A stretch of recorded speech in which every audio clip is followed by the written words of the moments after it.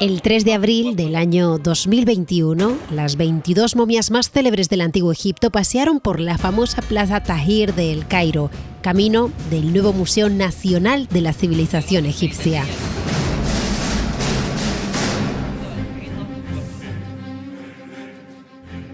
Fue todo un espectáculo faraónico, precisamente. Una orquesta de 120 músicos y 100 cantantes, una superproducción audiovisual. El país paralizado y todas las autoridades observando el que se dio a llamar Desfile Dorado. Ningún detalle se escapaba en una puesta en escena que ensalza su legado histórico, único para atraer al turismo y para darle un mensaje al mundo de que el patrimonio está mejor en casa que en ningún sitio. Pero, como sabemos, esto no es así. El ala de Nefertiti en Berlín tiene admiradores de todo el mundo, como una vez en su imperio en el Nilo. Para contemplar algunas de las joyas del arte egipcio hay que viajar a Europa, como ocurre con el arte africano, el griego. Las esculturas del Partenón llevan en el museo 200 años. O también el precolombino. En 1892, el tesoro de los quimbayas formó parte de las piezas mostradas en el pabellón de Colombia del cuarto centenario del descubrimiento de América, celebrada en Madrid. Al finalizar la exposición, el gobierno colombiano regaló este conjunto al gobierno español. Se trata del Hoy el debate sobre la devolución del arte a sus países de origen está abierto como nunca, también al más alto nivel político. El presidente francés Emmanuel Macron dijo el año pasado en Burkina Faso que no podía aceptar que gran parte del patrimonio africano estuviera en Europa. Quiero que de aquí a 5 años se den las condiciones para la restitución temporal o definitiva del patrimonio africano en África. Francia ya ha aprobado un proyecto de ley para empezar el retorno y Bélgica también ha anunciado la devolución de algunas piezas al Congo, pero el camino de la restitución es largo y polémico. Así opinan expertos en patrimonio cultural internacional como Marc Barcels. Esto es una ola que poco a poco va cambiando esta idea que tenemos preconcebida de que el patrimonio cultural universal es nuestro, y cuando digo nuestro es de este norte global, de estos grandes museos enciclopédicos.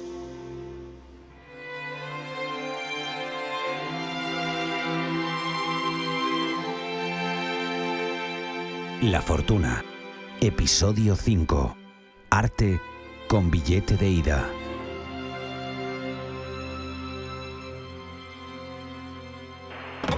Un tesoro de un país que se exhibe en otro y contra su voluntad. Alemania ha dicho no más, por lo menos en lo que respecta a los célebres bronces de Benín que devolverá a Nigeria.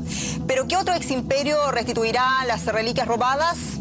Reclamos, Inglaterra, Francia, Austria y España, por mencionar solo algunos. Reclamos de los llamados países colonizados, como la mayoría en África, y otros en Latinoamérica, como México, Colombia o Chile. ¿Con qué andas, Ichel? Pues aquí, empapándome del tema este de la descolonización del arte. Lo de los museos europeos devolviendo a las colonias las piezas expoliadas, ¿no? Así es. Pero ¿es factible? Pues de momento con estados hay poco más que intenciones, pero sí con casos particulares. ¿Cómo es eso? A ver, colecciones de arte de origen ilícito que se recuperan en una investigación que se coordina entre países, y justo aquí en España hay un caso. Mira, escucha esto. El Auditorio de Galicia en Santiago de Compostela presentó anoche sus mejores galas para la inauguración de la exposición El espíritu de América prehispánica. Más de 1.500 piezas que constituyen la mayor colección privada de arte precolombino del mundo, valorada en 72 millones de euros. Su propietario es el mecenas costarricense Leonardo Patterson. El presidente de la Xunta, Manuel Fraga, inauguró la muestra junto a 2 premios Nobel de la Paz, el expresidente de Costa Rica, Óscar Arias, y la guatemalteca Rigoberta Menchú. ¿Qué es esto? Pues una noticia de noviembre del año 1996. Galicia y España maravilladas con una exposición única. Bueno, más que una colección, era un museo. Decían que había llegado gracias a los contactos de Patterson con el Vaticano, nada menos. Ya. Estaba escuchando, vaya pinta. ¿Y qué pasa? ¿Que te olía mal? Bueno, pues sí, por todo lo que vino después, porque me resulta un caso perfecto para explicar todo este flujo de patrimonio que sale de sus países de origen con destino al norte del mundo. A ver, cuéntame.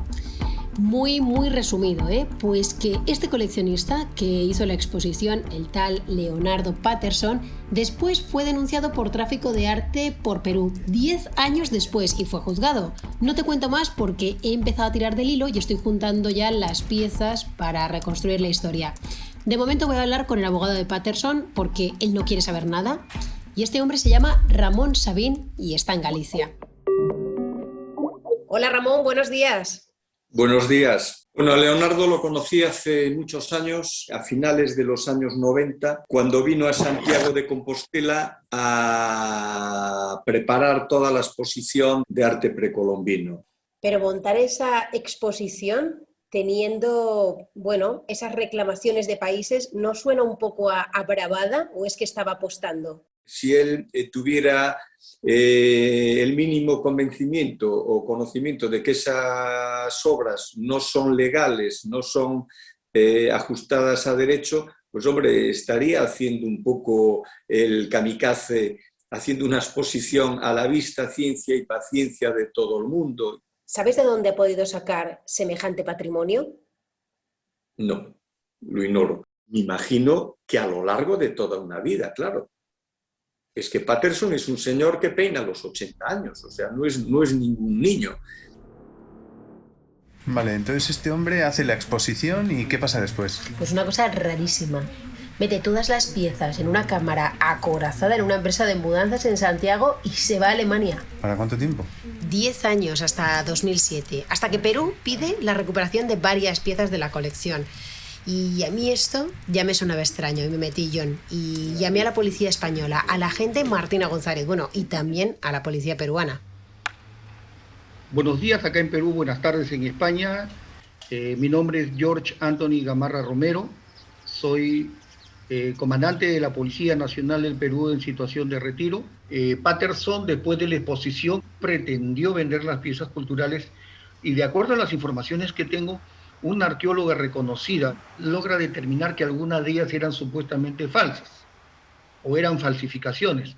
Entonces, esto prácticamente hace que Leonardo Patterson no pueda ya vender esa colección y la deposita en el almacén de transportes y mudanzas Boquete, ahí en Galicia. Lo primero que hice fue solicitarle que inmediatamente proceda a intervenirla, que proceda a inmovilizarla porque representaba el hallazgo de casi 1.353 piezas culturales de casi 12 países latinoamericanos.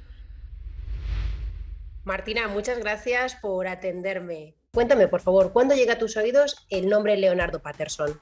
Nos informan que hay un procedimiento abierto en Lima, un procedimiento penal contra Patterson por tráfico ilícito y nos envían fotografías de esas piezas. Entonces, bueno, nos dan la información del lugar donde estaba depositada el almacén. Vamos a ir al almacén y vamos en primer lugar a intervenir esas piezas que reclama Perú, que proceden de expolio, y hacer un inventario de toda la colección para saber exactamente qué es lo que hay. Si esto fue en febrero, en abril ya nos enteramos de que Patterson ha retirado todas las piezas del almacén, porque sabía que había una reclamación, que había un procedimiento y demás, entonces por si acaso deja las piezas. Afortunadamente, gracias a este movimiento rápido, Perú pudo recuperar muchas de estas piezas. Sí, para la época, Perú fue el único país que logró recuperar prácticamente la cantidad completa de piezas culturales que estaban en esa colección. Eso sucedió en 2008. Son 240 piezas que se devolvieron a Perú y Patterson, después de pagar lo que debía del guardamueble, dicen que hipotecando un piso en Monte Carlo, se llevó su tesoro a Alemania donde vivía. Pero, ¿cómo se lo llevó? ¿Tenía permiso de exportación? Ahí está el siguiente problema. Lo acusaron de contrabando y se quedaron las piezas bajo custodia en Múnich, a la espera de un juicio que llega en el año 2013, con Patterson con problemas de salud y, bueno, y muchísima expectación mediática. Se da comienzo el juicio oral 49/2011 sobre delito de contrabando, siendo acusado don Leonardo Augusto Patterson. Declara sentado, sí que está enfermo. ¿Conoce el acusado los hechos? de los que se le acusa. Me gustaría que nos transportaras al juicio. Sé que ha pasado mucho tiempo, pero me gustaría que me contaras cómo fue el juicio, qué recuerdas. Yo, desde luego, como abogado, siempre creí en la absoluta inocencia de Leonardo en el delito del que estaba siendo acusado, no en el delito de contrabando. Soy Antonio Roma Valdés, soy fiscal. Tú pedías 2 años de prisión y 60 millones de euros de multa. ¿Por qué? Entonces, tenemos 2 clases de leyes, de 2 casos de protección del patrimonio cultural. Primero, tienes muchas piezas que pueden proceder de México, de Perú, de Ecuador, etcétera, etcétera, y que están protegidas en sus leyes de origen. Por lo tanto, la exportación desde esos países constituye un delito de tráfico ilícito de bienes culturales. Segundo, cuando esas piezas permanecen en España, la Ley de Patrimonio Cultural Español tiene una característica diferenciadora de las americanas. En España se protege aquello que se encuentra en España, con independencia del país del que proceda. En un momento determinado, y una vez hay unas piezas que está claro que está reclamando Perú y que son peruanas y que se embargan para evitar que salgan de España, el resto de las piezas en unos camiones y viajan a Alemania. Para nosotros es un delito de tráfico ilícito que castigamos como delito de contrabando, por no haber pedido el permiso de exportación del Ministerio de Cultura.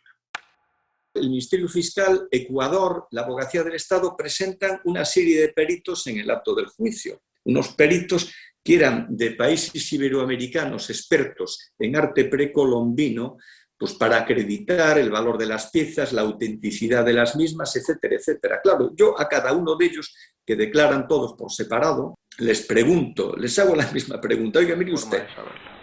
¿Ustedes consideran que pertenecen al patrimonio histórico ecuatoriano? Sí.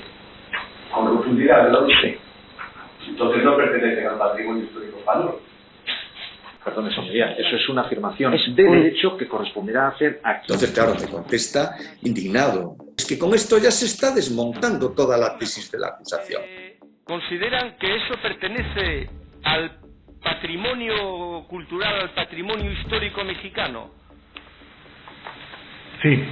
Y si yo le digo que eso pertenece al... Sí, y si yo le digo que eso más bien pertenece al patrimonio histórico español, ¿qué me dicen ustedes? No estaríamos de acuerdo porque la procedencia... Yo tampoco, me llega con eso, muchas gracias, yo tampoco estoy de acuerdo. Muchas gracias por la respuesta. Entonces, ¿en qué quedamos? ¿Es patrimonio histórico español o no es patrimonio histórico español? Claro que no lo es. El abogado es una persona muy hábil, indudablemente lleva la denuncia que se le hace a Patterson hacia estamentos que puede él manejar dentro del ámbito legal. Es por eso que cuando quieren denunciar a Patterson por contrabando, y España es quien denuncia por contrabando a Leonardo Patterson, no procede, porque los verdaderos reclamantes tendrían que haber sido paralelamente con este juicio los países latinoamericanos que estaban ahí implicados. Leonardo Augusto Patterson, se acerca al micrófono. ¿Quiere añadir algo en su defensa? No, y yo trajo estas cosas aquí a Santiago porque el nuncio me habló bien de Santiago y así yo vino aquí y me simpatizó mucho este pueblo. Queda visto para sentencia. Conseguiste que saliera absuelto. Bueno, ese era el objetivo. Yo no considero que Leonardo Patterson sea un traficante, un contrabandista de arte. Cuando se conoció el fallo absolutorio, declaraste: se va a por él por el color de su piel y su procedencia. ¿A qué te referías con esto? No veo que haya persecución de grandes coleccionistas de arte precolombino, europeos, blanquitos, etcétera, etcétera. No veo que se persiga a los museos, a los estados que tienen esas piezas. Y sin embargo, a este hombre se le está continuamente detrás de él. Pues yo creo que es efectivamente en parte por el color de la piel y por ser quien es. Si no, no se atrevería.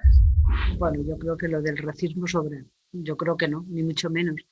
Y que desprestigio, yo creo que yo siempre he dicho que, pero es una opinión personal, que Patterson es un antes y un después en relación a los grandes coleccionistas y las grandes colecciones. ¿Cómo te diría yo? Yo creo que a partir de entonces se miran más con más cuidado por si pueden proceder de expolio y porque pueden tener algún problema.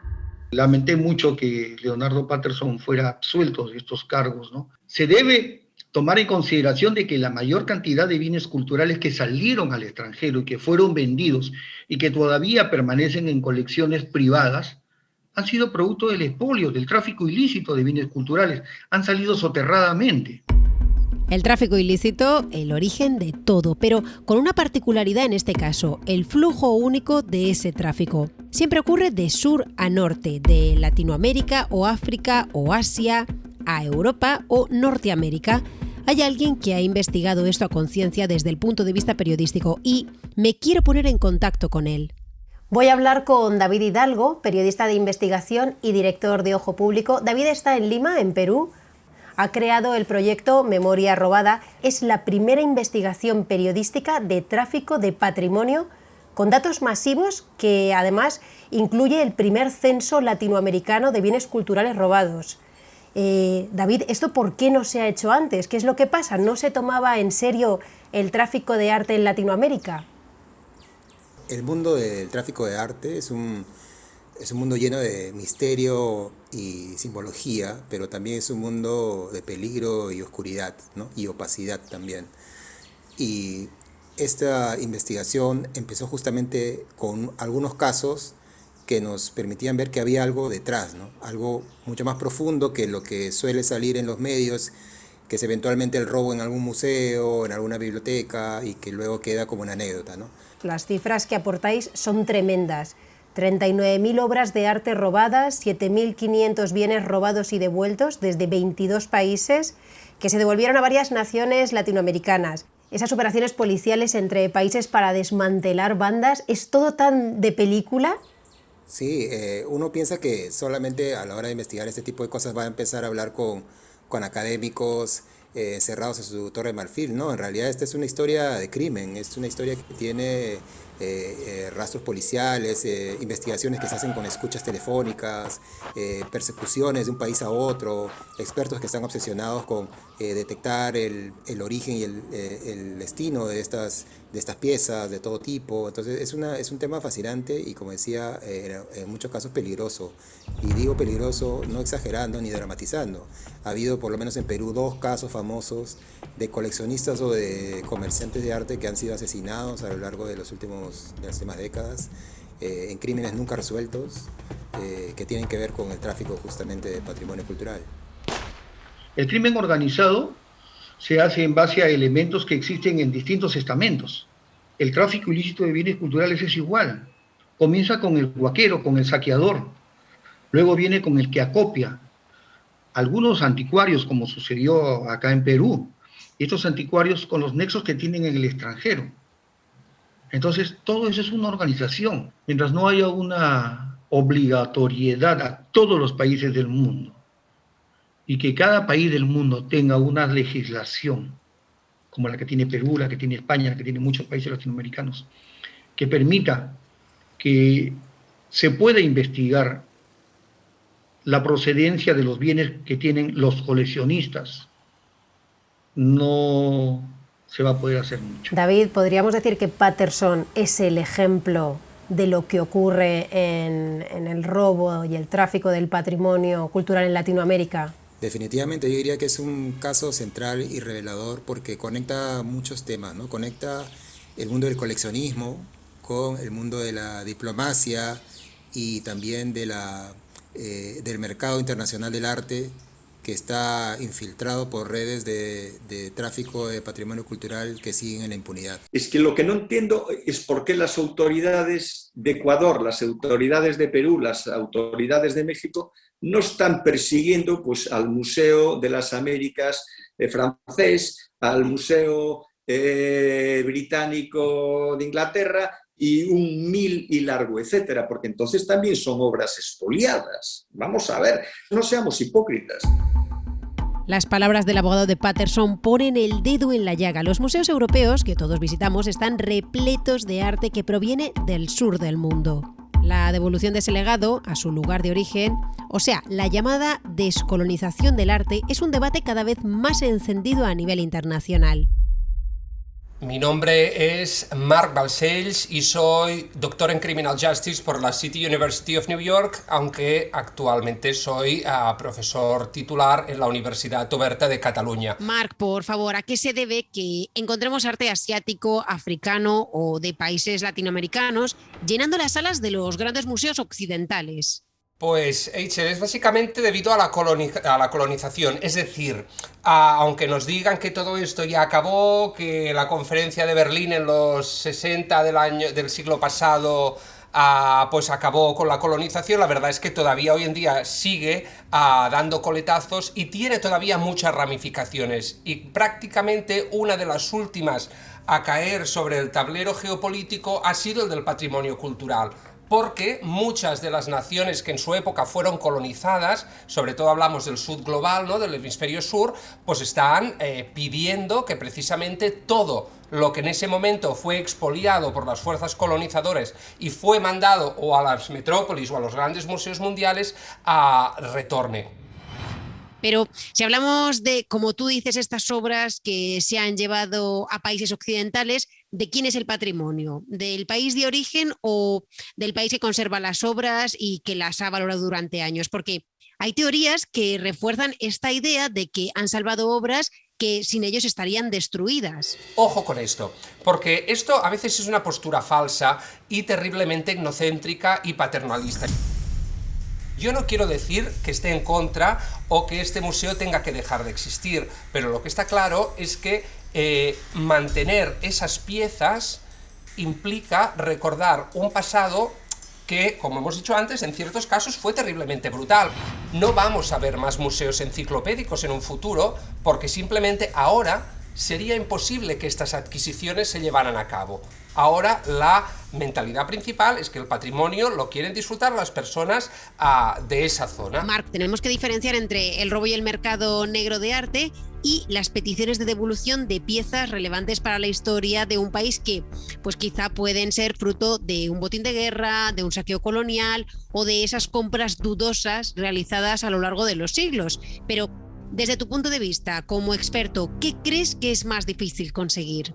Hoy en día muchos códigos penales tienen aplicado en su articulado, ¿no?, pues el delito de robo de arte o de falsificación o de expolio arqueológico, etcétera, etcétera. Es decir, en muchos lugares esto es un delito y por lo tanto quiere decir que la policía lo detecta, que pasa a fiscalía, a tribunales y que en caso de una condena pues hay un castigo por eso.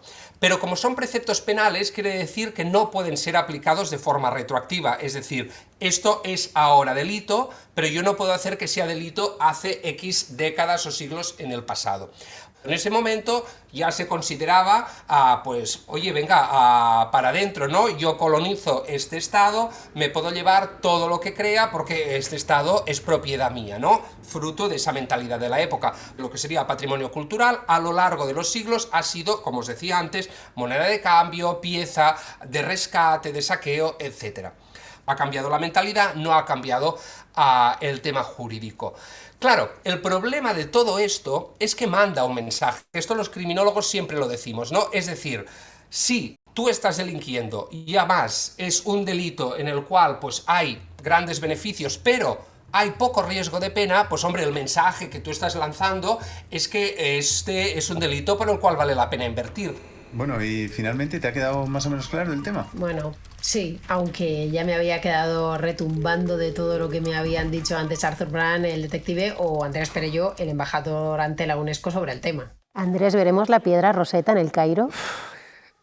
Es que los británicos son muy suyos, pero yo creo que ese sería un gran avance. Si la piedra Rosetta se va al Cairo y allí... Pero si es que hacer una piedra Rosetta no cuesta nada hoy.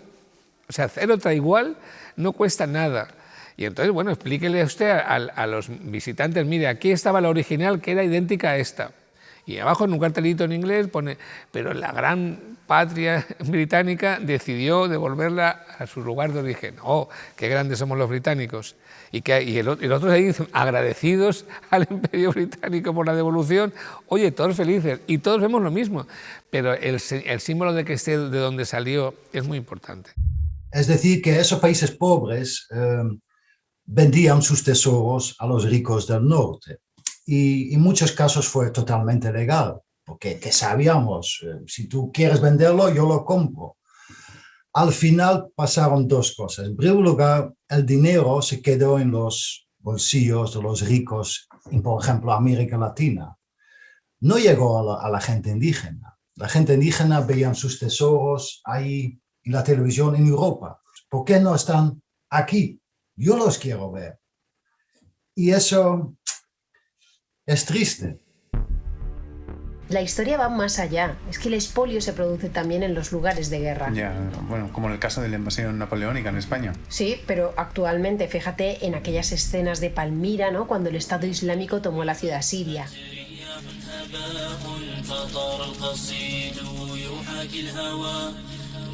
Hola Patricia, efectivamente son imágenes difundidas por la propia ISIS que aparentemente está muy orgullosa. Últimas imágenes de Palmira antes de la llegada de las milicias de Estado Islámico. Cristianos españoles, no os olvidéis la sangre derramada de los musulmanes, vengaremos vuestra matanza. O en Irak, cuando Estados Unidos entró en Bagdad y desaparecieron miles de piezas y artefactos de la ciudad. Y es que tardaron más de una década en devolverse la mayoría para que volviese a abrir. 12 años después, el primer ministro iraquí corta la cinta para reinaugurar el Museo Nacional de Bagdad. Reabre tras haber recuperado un tercio de las 15.000 obras que fueron robadas tras la invasión estadounidense. Yo tenía que seguir preguntando sobre todo ello. Y mira, nada menos que el embajador de la UNESCO, Andrés Perelló, tiene claro que sin acción internacional no se va a poner freno a los botines de guerra del siglo XXI. Y te digo, desde los islamistas a Estados Unidos. Por ejemplo, cuando empezó todo el tema del ISIS, yo decía, vamos a ver, en la era de los satélites, en la que tú vas con un coche y sacas la mano y un satélite puede leer la hora en tu reloj, ¿cómo no se puede detectar una gran caravana de Toyotas de los islamistas del Daesh nuevos por el desierto o grandes camiones con cubas con el petróleo que están vendiendo? ¿A quién se lo están vendiendo? Y ahí me pregunto, ¿quién controla eso? No solo son 4 exaltados de allí, porque si hay una venta a Turquía o a quien se habla comprando a alguien. Si hay Toyotas que van 100 en una caravana, alguien los ha vendido. Estamos hablando de la era satelital. ¿Cómo se saca las piezas de oro que había en el Museo Arqueológico de Bagdad? Pues se sacan en camiones militares. No me cabe otra idea. No me imagino una caravana de camellos cruzando fronteras. Entonces, claro, ¿y cómo se llama eso? Se llama botín de guerra. Y contra eso debemos luchar, porque si no, la próxima coartada para cualquier guerra en un país que tenga mucho patrimonio, pues la podemos encontrar en petróleo o en lo que queramos, y a la que nos demos cuenta hemos hundido el país, hemos dejado una ruina, nos hemos llevado lo que es peor de todo, su historia. Tenemos leyes que se refieren al tráfico de seres humanos, tenemos convenios internacionales recientes sobre la falsificación de medicamentos, tenemos convenios sobre, por supuesto, tráfico de drogas, sobre blanqueo de dinero, etcétera, etcétera, corrupción.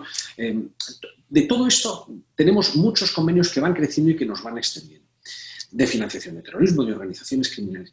Pero es verdad que no tenemos no hay una voluntad internacional, quizás no hay una sensibilidad internacional sobre lo que es el tráfico de bienes culturales, quizás no preocupa a las autoridades que llevan los delitos. Hay fotos aéreas de Palmira en donde está todo agujereado y no por bombas, sino por gente que ha sacado de las tumbas a lo mejor todos los objetos, ¿no? ¿Y dónde se vende? ¿Dónde se venden estos objetos? Yo creo que los anticuarios tienen miedo a intervenir en esa clase de mercado, no les interesa para nada. Es decir, el mercado legal es el último que está dispuesto a colaborar en cualquier actividad ilícita porque va en perjuicio de su propio prestigio. Por lo tanto, yo creo que son vías oscuras. Es decir, ni siquiera portales de Internet perfectamente conocidos, sino que muchas veces pues, la policía acude a la dark web o... Internet, como no. Aquí teníamos que llegar. Se descubrió que el ISIS vendía por Facebook tesoros de las civilizaciones de Oriente Medio y eso les ayudaba a financiar la guerra yihadista. Y, a ver si lo adivinas, ¿de dónde eran los compradores? Pues está claro, europeos, norteamericanos, total. ¿Cómo no iba a caer todo ese arte robado en la red? Sí, pero fíjate, creo que Internet en sí mismo es un tema enorme. Ahí tiene que estar todo lo que se roba también, pues a nivel más doméstico. Me queda claro que hay otro mundo por investigar, que es el ciberespacio.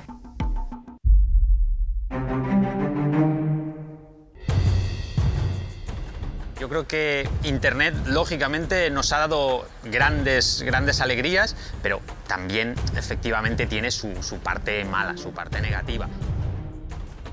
¿Cómo se ha cambiado por esto? El acceso a Internet. Teléfonos móviles, Internet. El acceso a Internet. Ya no hacen falta mediadores. Hay en eBay, en tantos y tantos sitios, en Wallapop, en miles de sitios, donde tú haces una foto, te haces un perfil y con Google Translator dice Roman coins 70 euros. Expolio a un solo clic y además a nivel global, ¿no? Sí, sí, por supuesto.